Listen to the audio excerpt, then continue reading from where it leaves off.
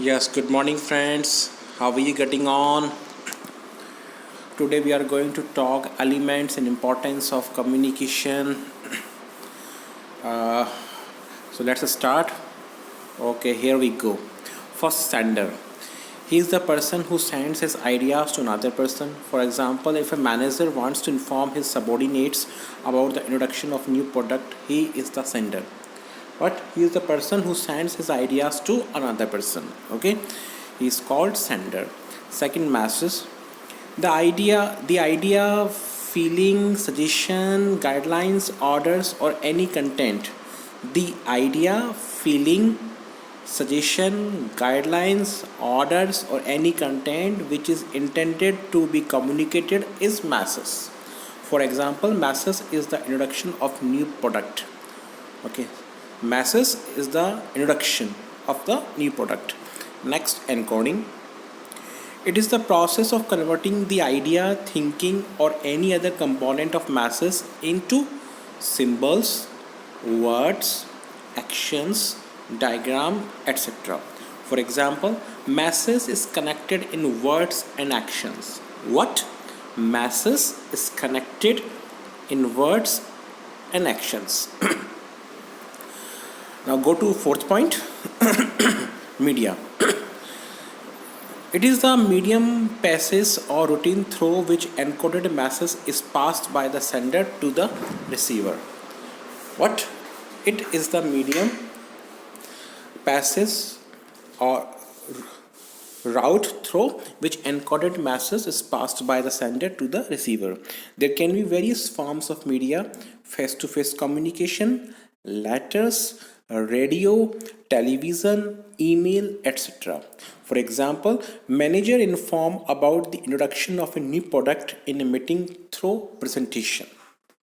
Okay, so what it may be: radio, television, email, letters. Okay, it comes under media. Next, decoding. It means translating the encoded masses into language understandable by the receiver. Okay, what? Translating the encoded masses into language. Okay, understandable by the receiver. Next, receiver. He is the person to whom the message has been sent. He is the person to whom the message has been sent. For example, subordinates are receivers. For example, subordinates are receivers. Next, feedback. It is the response by the receiver. It marks the completion of the communication process. It is the response by the receiver. It marks the completion of the communication process. Next, noise. This is the hindrance in the process of communication. It can take place at any step in the entire process. It reduces the accuracy of communication. For example, disturbance in the telephone lines, an inattentive receiver, improper decoding of masses, etc.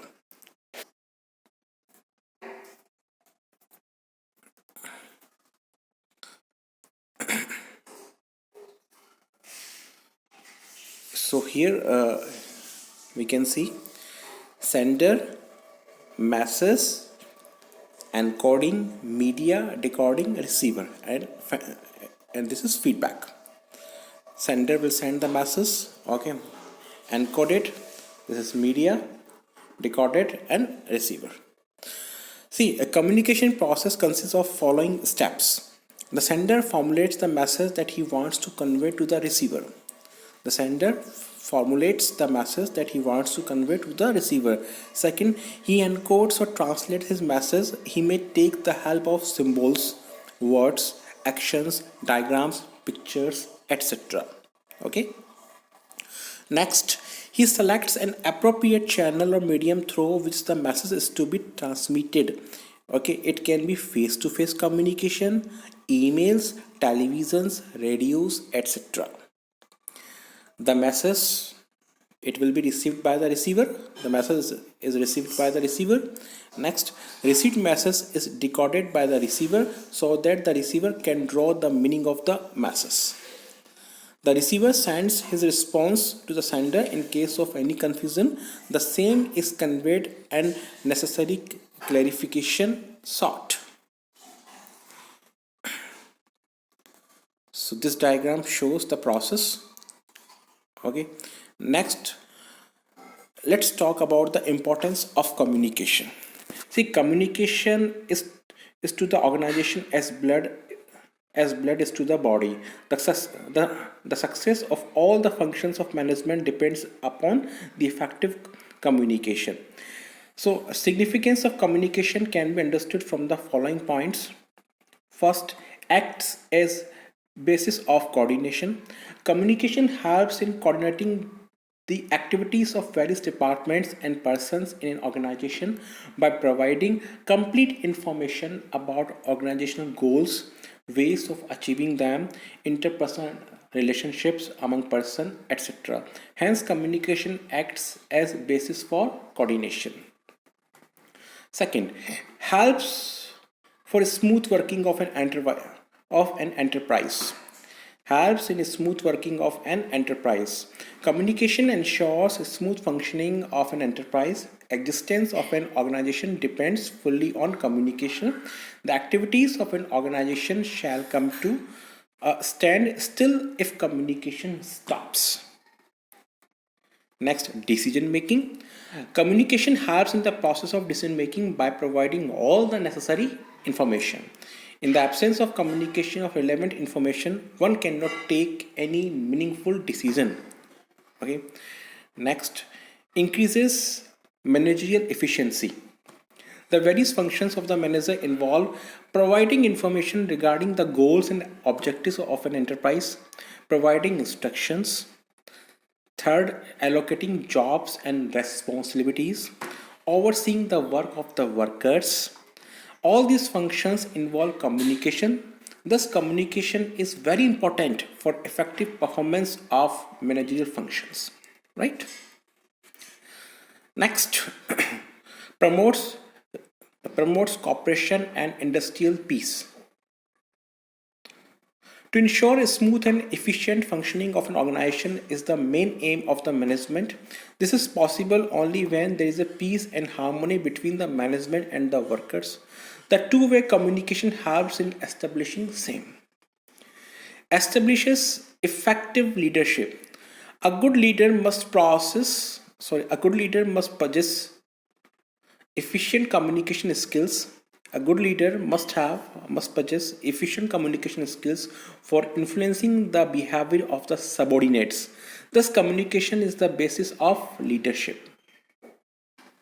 Next, boost morale and provides motivation. An efficient communication system helps in motivating, inspiring, and satisfying the subordinates. Moreover, it also helps in establishing participative and democratic type of management. Okay, so these are the importance. Okay, first, acts as basis of coordination, helps in smooth working of an enterprise, acts as basis of decision making, increase managerial efficiency, promotes cooperation and industrial peace, establish effective leadership, boost morale and provides motivation. These are the importance of communication. And here we talked about elements: sender, masses, encoding, media, decoding, receiver, feedback, and noise.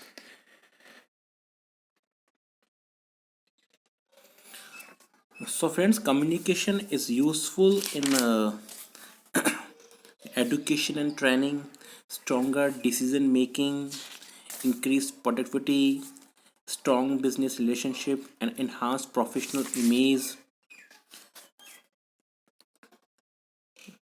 Communication is also useful in providing advice, providing orders, suggestions, provide counselings. Communication is also useful in improving discipline. Communication plays an important role in marketing.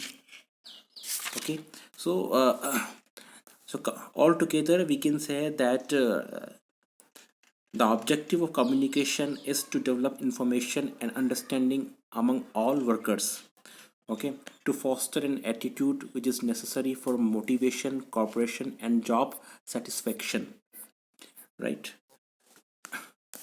And to improve labor management relations by keeping the communication channels open, to encourage social relations among workers by encouraging intercommunication. So this is all about elements and importance of communication.